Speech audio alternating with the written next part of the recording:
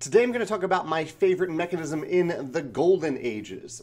This is a 90-minute to 2-hour civilization game that was taught to me by Ben at Geekway. Thank you, Ben, for teaching me. It's been on my list for a while because I am designing a civilization game, and I've been trying to play all the civilization games. And I heard good things about the Golden Ages, especially since it fits into the 90-minute to 2-hour time frame that I am looking for in my civ game.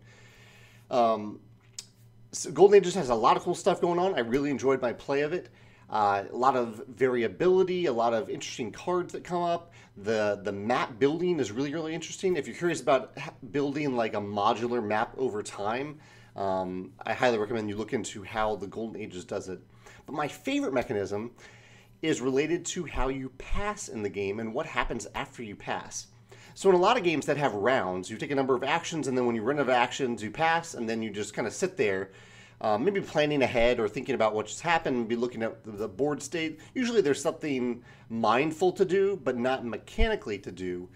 And other times there are games like Eclipse that give you decisions to make after you pass, which is okay too. I think that's a neat thing to do.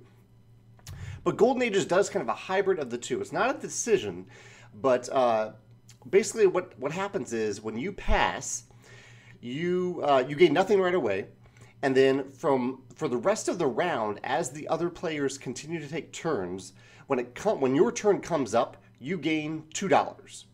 So the longer the round continues, the longer that other players continue to take turns, the more and more money you get for being passed out of the round. You can't jump back in. You are passed permanently. But you can end up getting quite a bit of money this way, and money in this game is really important. You can do a lot of great things with the money if you have it. So passing strategically at the right time is a huge choice, because if you're running low on money, you might pass in the hopes that other players will continue to take turns and that you'll get a lot of money. If you wait too long to pass, you might miss out on that opportunity. The other side of this is it's really, I like positive, rewarding things in games. And this is absolutely one of them. It is really nice that even though you're not doing anything on your turn, you're getting something for doing nothing. You're sitting there gaining $2 every time that comes back around to your turn. You get to do something. It reminded me a little bit of in Clank. Not exactly rewarding in Clank, but in Clank, if you were the first player to get out of the dungeon, when it's your turn, you trigger the dragon. The dragon, you pull the cubes out of the bag. So you're actually still doing something on your turn, even though you aren't still making active choices on your turn. So I really like this dichotomy of passing at the right time so that you get as much money as possible from other players taking their turns and it coming back around to your turn. And I also like that you get to do something, albeit very small, but rewarding on your turn, even though you have passed out of the round. The combination of those two things makes for some really interesting and fun gameplay in the Golden Ages.